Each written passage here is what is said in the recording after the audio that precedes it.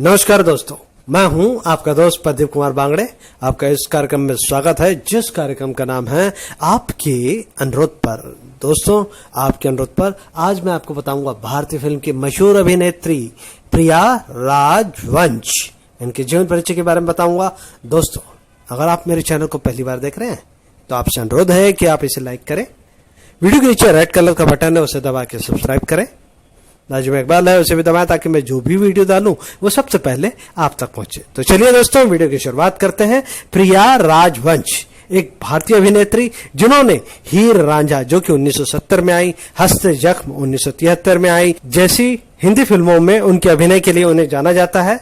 प्रिया राजवंश का जन्म 30 दिसंबर 1936 को शिमला, पंजाब, ब्रिटिश भारत में वेरा सुंदर सिंह के रूप में हुआ। प्रिया राजवंश के पिता का नाम सुंदर सिंह जो कि वन विभाग में संरक्षक थे। वो अपने भाइयों कमलजीत सिंह और पदमजीत सिंह के साथ पली बढ़ी। उन्होंने ऑकलैंड हाउस, जहां पर वो स्कूल में कैप्टन थी, और convent of Jesus and Mary Shimla में पढ़ाई की। प्रिया ने सन 1953 में सेंट बेडेज कॉलेज से इंटरमीडिएट की पढ़ाई पूरी की और भार्गव म्युनिसिपल कॉलेज में दाखिला ले लिया। इसी अवधि के दौरान उन्होंने शिमला के प्रसिद्ध गेयटी थिएटर में अंग्रेजी नाटकों में अभिनय करना शुरू कर दिया। उनके पिता संयुक्त राष्ट्र के एक कार्य पर थे, इसलिए स्नातक स्तर की पढ़ाई के बाद वो लंदन यूके में royal academy of dramatic art में शामिल हो गई। प्रिया लंदन में थी और उनकी उम्र करीब 22 साल की थी। तभी लंदन के एक फोटोग्राफर ने उनकी फोटो खींची और उनकी तस्वीर किसी तरह हिंदी फिल्म उद्योग तक उनकी तस्वीर पहुंच गई। उस समय एक फिल्म निर्माता चेतन आनंद उन दिनों अपनी फिल्म हकीकत के लिए नए चेहरे की तलाश में थे। उन्होंने प्रिया राजवंश को देखा और अपने फिल्म हकीकत के लिए कास्ट किया। यह फिल्म हिट हुई और लगातार इसे सर्वश्रेष्ठ भारतीय युद्ध फिल्मों में शामिल किया गया। उन दिनों चेतन आनंद अपनी पत्नी से अलग हो चुके थे और अलग रहते थे। प्रिया चेतन से कई साल छोटी थी। इसके बाद उन्होंने केवल चेतन आनंद की फिल्मों में अभिनय किया, जिसमें वो कहानी से लेकर स्क्रिप्ट, गीत, पोस्ट प्रोडक्शन, निर्देशन सभी कार्यों में भाग लेती थी। चेतन आनंद ने अगली फिल्म बनाई हीर रांझा 1970 में आई। उस समय के लोकप्रिय अभिनेता राजकुमार उनके साथ इन्होंने अभिनय किया। ये फिल्म हिट रही। इसके बाद 1973 में आई हस्ते जख्म, जो यकीनन उनके करियर की सबसे बेहतरीन फिल्म थी। उनकी अन्य फिल्में राजकुमार के साथ हिंदुस्तान की कसम जो कि 1973 में आई, राजेश खन्ना के साथ कुदरत जो कि 1981 में आई, जहां उनकी समानांतर भूमिका थी हेमा मालिनी के साथ। हेमा मालिनी इसमें मुख्य भूमिका में थी। उन्होंने 1977 में देवानंद के साथ साहेब बहादुर में अभिनय किया। उनकी आखिरी फिल्म हाथों की लकीरें जो कि 1986 में रिलीज हुई, जिसके बाद उन्होंने अपना फिल्मी कैरियर खत्म कर दिया। प्रिया राजवंश और चेतन आनंद के बीच व्यक्तिगत संबंध थे और वे साथ ही रहते थे। कालूमल स्टेट में अपना एक फ्लैट रखा और बाद में मंगल किरण में एक बड़ा घर लिया। उनके दो भाई कमलजीत सिंह और पदमजीत सिंह क्रमशः लंदन और अमेरिका में रहते हैं। 1997 में चेतन आनंद की मृत्यु के बाद प्रिया और उनके दो सौतेले बेटों को संपत्ति विरासत में मिली। 27 मार्च 2000 को भारत में मुंबई के जुहू में चेतन आनंद के रुहिया पार्क बंगले में उनकी हत्या कर दी गई। पुलिस ने चेतन आनंद के बेटे केतन आनंद और विवेक आनंद के साथ उनके कर्मचारी माला चौधरी और अशोक चिन्नास्वामी पर हत्या का आरोप लगाया। उनका उपदेश चेतन आनंद की संपत्ति पर अपना अधिकार जमाना माना जाता है। राजवंश की हस्तलिखी नोट और उनके द्वारा विजय आनंद को एक पत्र अभियोजन पक्ष द्वारा साक्ष्य के रूप में अदालत में पेश किया गया। पत्र और नोट्स राजवंश के रहस्यमयी परिदृश्य में मृत्यु से पहले की अवधि के दौरान उनके डर और चिंता पर प्रकाश डालते थे। जुलाई 2002 में चारों को दोषी करार दिया गया और उन्हें सजा सुनाई गई। सन 2011 में बॉम्बे हाई कोर्ट ने सुनवाई की, पुनर्याचिका कबूल की और केतन और विवेकानंद को जमानत मिल गई। केस अभी तक लंबित है। दोस्तों, एक बार संक्षिप्त में फिर से जानकारी देना चाहूंगा। प्रिया राजवंश का जन्म 30 दिसंबर 1936 को हुआ। प्रिया को बचपन से ही कला में रुचि थी। उन्होंने पढ़ाई के दौरान कई नाटकों में हिस्सा लिया। उनके पिता वन विभाग में थे और उनके पिता संयुक्त राष्ट्र संघ की तरफ से ब्रिटेन भेजे गए। साथ में प्रिया भी चली गई। प्रिया राजवंश को फिल्मों में लाने का श्रेय चेतन आनंद को जाता है। चेतन आनंद ने ही अपनी फिल्म हकीकत में उन्हें कास्ट किया था। चेतन आनंद इंडस्ट्री के बेहतरीन मशहूर फिल्म प्रोड्यूसर में से एक थे। प्रिया को बचपन से ही अभिनय का काफी शौक था और वो हमेशा स्कूल से लेकर कॉलेज तक नाटकों में काम करती रही। वे बेहद खूबसूरत होने की वजह से फोटोग्राफर उनकी तस्वीर खींचते थे। ऐसे ही एक दिन उनकी तस्वीर चेतन आनंद के पास पहुंच गई। उस वक्त फिल्म हकीकत बनाने जा रहे थे। इसके लिए चेतन आनंद को एक नए चेहरे की तलाश थी। उन्होंने प्रिया की तस्वीर को देखा, उन्हें प्रिया को अपनी फिल्म में लेने का फैसला कर लिया। इस तरह उनकी जिंदगी में प्रिया की एंट्री हो गई। चेतन आनंद की शादी उमा से हुई, लेकिन उमा और उनके रिश्ते कभी अच्छे नहीं रहे। ऐसे में जब प्रिया उनकी जिंदगी में आई तो उसने चेतन की नजदीकियां ज्यादा बढ़ गई। प्रिया ने खुद से 15 साल बड़े चेतन आनंद के साथ में रहना शुरू कर दिया। प्रिया एक पत्नी की तरह चेतन आनंद का पूरा ख्याल रखती थी। ऐसे में चेतन आनंद ने भी अपनी जायदाद का एक हिस्सा प्रिया के नाम कर दिया।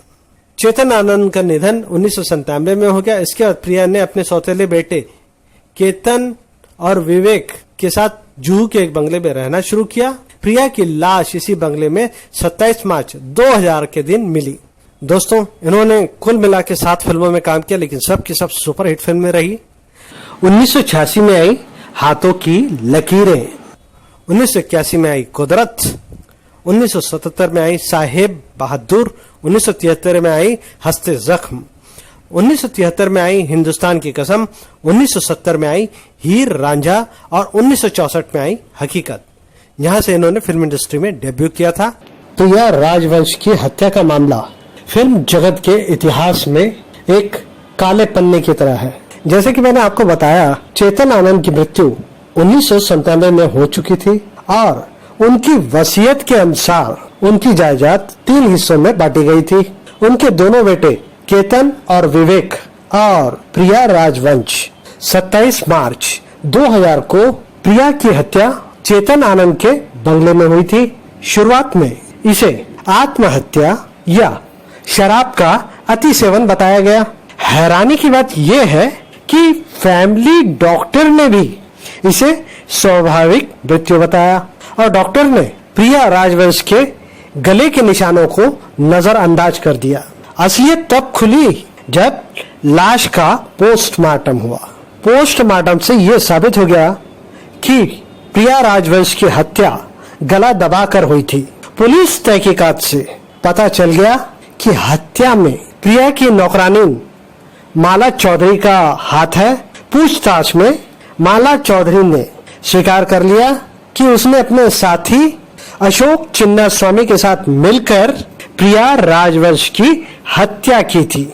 माला ने यह भी बताया कि इस हत्या में परिवार के लोग भी शामिल थे। हत्या करने के लिए माला को अच्छी खासी धनराशि दी गई थी। मामला जब खुला, चेतन आनंद के दोनों बेटे केतन और विवेक भी हत्या में शामिल पाए गए। मुकदमा चला और माला, अशोक चिन्ना स्वामी, केतन आनंद और विवेक आनंद को सजा हुई। केतन और विवेक ने अपील की और दोबारा सुनवाई हुई। केतन और विवेक को जमानत मिल गई। इतने साल बीतने के बाद भी यह केस अभी भी चल रहा है और आज तक सुलझ नहीं पाया। प्रिया राजवंश एक जिंदा दिल इंसान थी और उनका ऐसा अंत नहीं होना चाहिए था। तो उम्मीद करता हूँ दोस्तों, मैंने आपको जो जानकारी दी है वो आपको जरूर अच्छी लगी होगी। तो इसी के साथ अपने दोस्त प्रदीप कुमार बांगड़े को इस कार्यक्रम से जाने की इजाजत दीजिए। नमस्कार, जय हिंद। ठहराया जा सकता। तो उम्मीद करता हूँ दोस्तों, मैंने आपको जो जानकारी दी है वो आपको जरूर अच्छी लगी होगी। तो इसी के साथ अपने दोस्त प्रदीप कुमार बांगड़े को इस कार्यक्रम से जाने की इजाजत दीजिए। नमस्कार, जय हिंद। चेतन आनंद की मृत्यु 1997 में हो चुकी थी और उनकी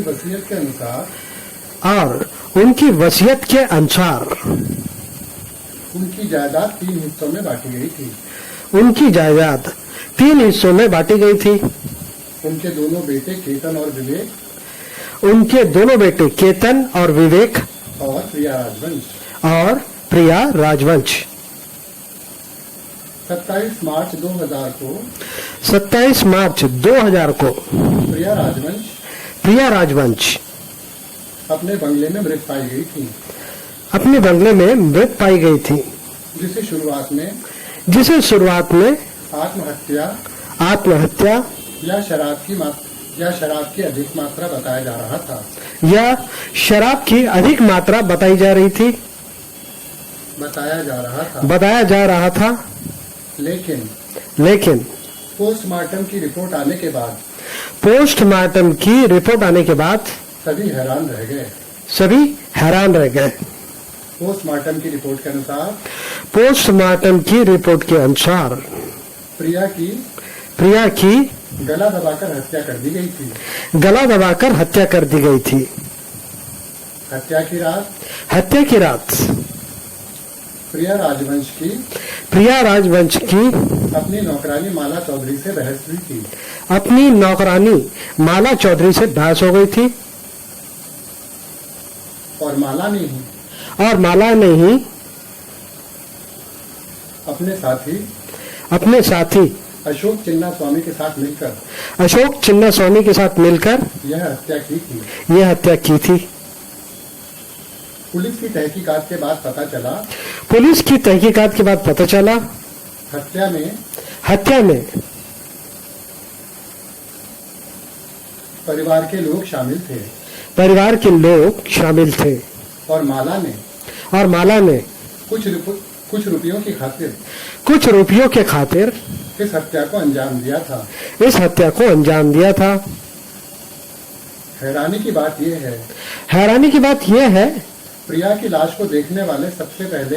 प्रिया की लाश को देखने वाले सबसे पहले जो फैमिली डॉक्टर थे उन्होंने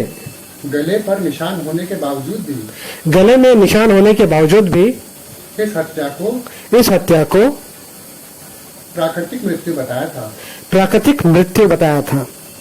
लेकिन पोस्टमार्टम की रिपोर्ट के बाद परिवार के लोगों का नाम सामने आया।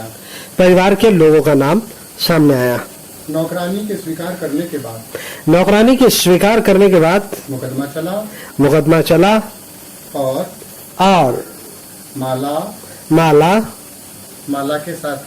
माला के साथी अशोक चिन्ना स्वामी और चेतन आनंद के दोनों पुत्रों को सजा हुई। बाद में अपील करने पर चेतन आनंद के पुत्रों को